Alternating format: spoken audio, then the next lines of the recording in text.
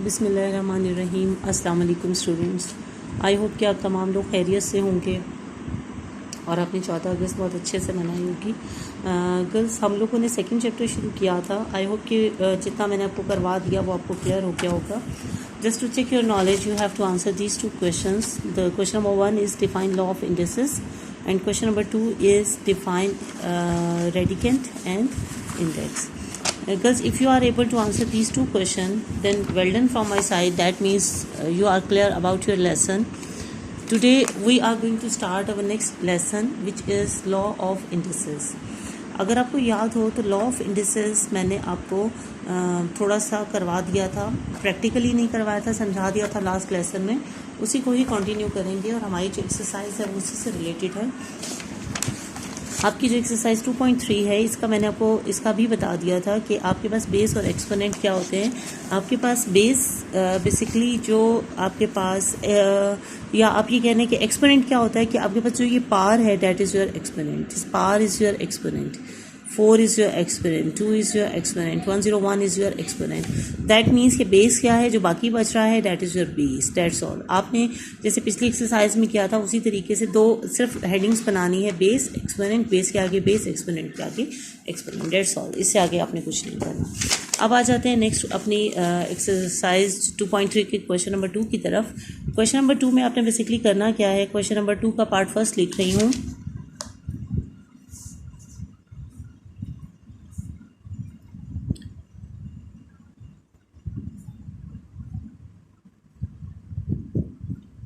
ये आपके पास क्वेश्चन है, आपने अब इसको सॉल्व कैसे करना है।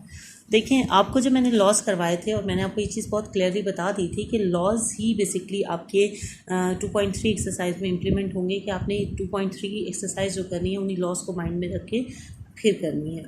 आपको जो पहला मैंने लॉ करवाया था आपके पास अगर आपको याद हो तो मैंने आपको बताया था कि आपके पास जो पार आती है दैट इज़ योर पार, और पार आपके पास जो ब्रैकेट के अंदर जितने भी एलिमेंट हैं, इसको अच्छे से समझ लें इस बात को, क्योंकि ये आगे आपको पूरी एक्सरसाइज में हेल्प करेंगे।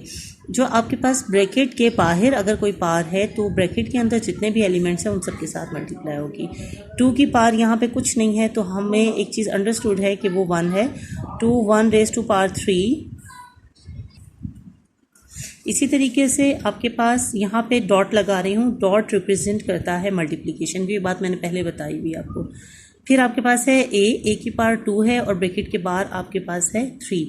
मीन्स कि मैंने किया क्या, यहाँ पे 2 एलिमेंट्स से 2 एंड ए स्क्वायर, दोनों एलिमेंट्स की पावर को मैंने बाहर वाली पावर के साथ मल्टीप्लाई किया। अब चाहे तो इस पूरे को आप ब्रैकेट पे लिख दें, नहीं भी लिखे देन इट्स ओके, मल्टीप्लिकेशन का साइन है। Now again we are going to use the same rule. यहाँ हमारे पास 4 है एक एलिमेंट, ए है सेकेंड एलिमेंट, बी है third element. All the elements the power of all elements must be multiplied by 2, क्योंकि 2 ये हमारा लॉ ऑफ इंडिसेस है। हमें इसको जो बाहर ब्रैकेट के बाहर पार है उसके साथ हमने इसको मल्टीप्लाई करना है। अब हम क्या करेंगे, यहाँ 4 की पार क्या है 1, that means 1 is going to be multiplied by 2। Then we have A की पार कुछ नहीं है, दैट इज़ अंडरस्टूड कि वो 1 है, 1 is going to be multiplied by 2। Then we have B, और बी की पार हमें गिवन है that is -1, that is also going to be multiplied by 2। I hope कि आपको क्लियर हो गया होगा। अब यहाँ पे हम क्या करेंगे, यहाँ पे हम सिंपल मल्टीप्लिकेशन करेंगे। 3 1 3, a 3 2 6, पॉइंट मीन्स मल्टीप्लिकेशन, 4 2 1 2। अच्छा, एक चीज़ ध्यान में रखिएगा कि पॉइंट हम मल्टीप्लिकेशन के लिए तो यूज़ करते हैं, लेकिन सिर्फ वहाँ यूज़ करेंगे जहाँ कांस्टेंट और वेरिएबल दोनों होंगे। सिर्फ जो आपका कांस्टेंट है यानी 2.4 मल्टीप्लिकेशन के लिए हम यूज़ नहीं कर सकते। हम ये नहीं लिख सकते कि 2 मल्टीप्लाइड बाय 4 है तो हम 2.4 लिख दें, तो ये हमारे पास डेसिमल सिस्टम बन जाएगा, डैट इज़ रॉन्ग। तो ये काम आपने नहीं करना है। सिर्फ जहाँ पे वेरिएबल और आपके पास कांस्टेंट आएंगे वहाँ पे आपने इसको मल्टीप्लाई करना है। Then we have a raise to power 2, then we have b -2, because 2 1 2 और यहाँ plus minus becomes minus. I hope ये क्लियर हो गया होगा। अब इसकी पार्स मालूम कर लेते हैं। 2 रेज़ टू पावर 3, अगेन अगर आपको याद हो तो 8 में इस चीज़ पे बहुत ज़्यादा मैंने आपको फोकस कराया था और आपको बहुत ज़्यादा प्रैक्टिस भी कराई थी। इसी चीज़ को हम कंटिन्यू करेंगे कि a raise to power 3 means 2 raise to power 3 means 2 is going to be multiplied by three time, not 2 is going to multiplied by 3। ये काम नहीं करना कि 2 is going to be multiplied by 3, no, that is wrong. आपके पास जब 2 raise to power 3 है, that means कि 2 को हमने 3 टाइम मल्टीप्लाई करना है। 2 2 4 2 that is 8, then a raise to power 6, again 4 raise to power का मतलब 2 का मतलब 4 इंटू 4। ये नहीं करना कि 4 into 2, 4 4 16, a square b minus 2। ठीक है, यहाँ तक क्लियर हो गया। अब हमने करना क्या है, ये हमारे पास कांस्टेंट है, ये कांस्टेंट है, और दोनों आपस में क्या हो रहे हैं, मल्टीप्लाई। हम इसको एक साथ लिख देते हैं, ये हो गया। देन अरेंज कर रहे हैं, a raise to power 6, a raise to power 2 and b raise to power minus 2। ठीक है, अब हम करेंगे क्या, अब हम 16 को 8 के साथ मल्टीप्लाई करेंगे। जी 16 8 से हमारे पास कितना हो जाएगा, 128। अब हम second law of indices use करेंगे। जब आपके पास ये दोनों सेम हो तो इनकी पावर को ऐड करते हैं। अगर आपने लॉज याद कर लिए थे तो आप बहुत इजीली इन क्वेश्चन को कर सकते हैं, वरना आपके लिए डेफिनेटली प्रॉब्लम होगा। अब मैं इसी पे ही इसको कंटिन्यू करती हूँ ताकि आपके सामने रहे, आपको समझ आ जाएगा। 128, देन जब हम मल्टीप्लाई करेंगे a रेज़ टू पावर 6 7 8 और b raise to power minus 2।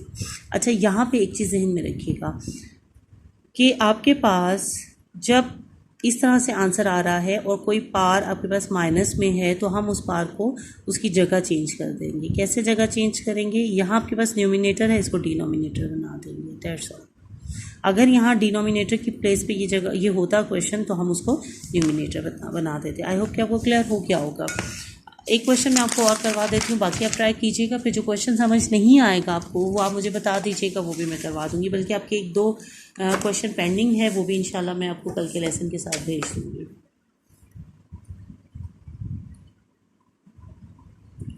जी, यहाँ आपके पास क्वेश्चन नंबर 5 मुझे लग रहा है थोड़ा सा चेंज है, मैं वो करवा रही हूँ। a raise to power 3, b raise to power 2 whole raise to power 3 divided by a raise to power 3 and b raise to power 4।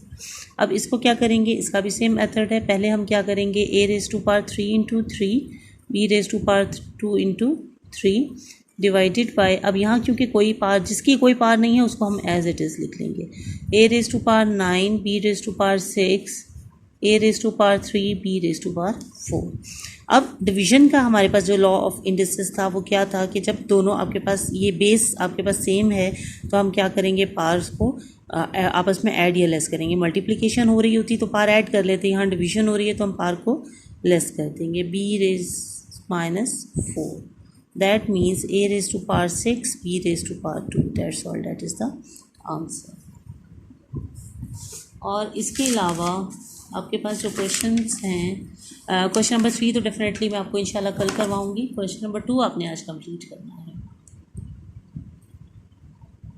बस बाकी क्वेश्चंस आप लोग ट्राई कीजिएगा, आई होप कि आपसे हो जाएंगे। कोई इतना बड़ा मसला नहीं है, इजी से क्वेश्चंस हैं। और जहाँ पे फिर आपको कोई इशू लगे, कोई प्रॉब्लम लगे, तो डेफिनेटली डिस्कस कर लीजिएगा, इंशाल्लाह फिर उसको कंटिन्यू कर लेंगे। यहाँ पे मैं आपको क्वेश्चन नंबर 4 का 1 या 2 स्टेप कराऊंगी, बाकी आप खुद करेंगे। 2 - 3 a raise to power 4 b whole raise to power -1 and 4 raise to power -2 -5। ये आपके पास टोटल क्वेश्चन है। हम क्या करेंगे, 2 raise to power -3 multiplied by -1, a raise to power 4 multiplied by -1 and b raise to power 1, क्योंकि कोई power नहीं है, multiplied by -1। Same way 4 raise to power -2, बाहर कोई उसके पावर मौजूद नहीं है तो ये एज इट इज़ रह जाएगा। b raise to power -5 is equal to 2 raise to power minus becomes +3 a raise to power -4 b raise to power -1 4 raise to power -2 b raise to power -5। मैंने ये question select क्यों किया, क्योंकि यहाँ पे जो प्रॉब्लम है वो ये है। देखिए यहाँ पे 4 रेज़ टू पावर -2 है। एक चीज़ ध्यान में रखिएगा, यहाँ पे 2 रेज़ टू पावर 3 है, इसको तो हम सॉल्व कर लेंगे। 2 2 4 2 8। लेकिन इस जगह पे हम इसको भी, ए को भी हम सॉल्व कर सकते हैं, बी को भी सॉल्व कर सकते हैं, बेशक इसकी पावर माइनस है, लेकिन हम 4 को सॉल्व नहीं कर सकते क्योंकि इसकी पावर जो है वो माइनस में है।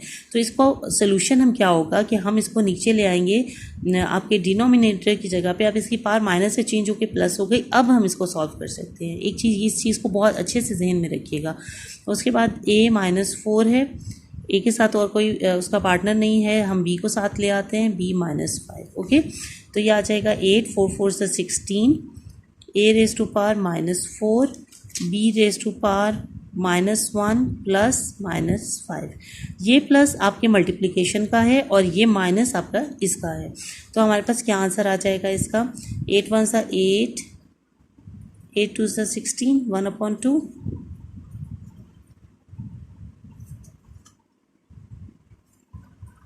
देन आपके पास ए, यहाँ पे जहन में रखिएगा, मैंने आपको बताया था इसकी पावर क्या है आपके पास 4, तो a⁻4। बस बेशक चाहें तो यहाँ पे एक स्टेप और कर लें, इसका ये -6 हो जाएगा, 1/2। ठीक है, तो यहाँ आपके पास आ जाएगा, ये भी वो है तो इसको भी हम नीचे ले जाएंगे, यानी 1/2 a⁻4 b⁻6 is answer. I hope कि ये वाला पॉइंट यहाँ पे जो चेंज था ये आपको क्लियर हो गया होगा। ये कि आपके पास जब कांस्टेंट के ऊपर पावर आपके पास माइनस में है तो डेफिनेटली आपको उसी पोजीशन को चेंज करना है। अगर डिनोमिनेटर के तौर पे भी माइनस होती तो हम इसको न्यूमिनेटर के तौर पर ले जाते, अदरवाइज हम इसको सॉल्व नहीं कर सकते। इसको कर लीजिएगा, मसला हुआ तो डिस्कस कर लीजिएगा। इंशाल्लाह कल लास्ट क्वेश्चन कराऊंगी इसका। अपना ख्याल रखिएगा।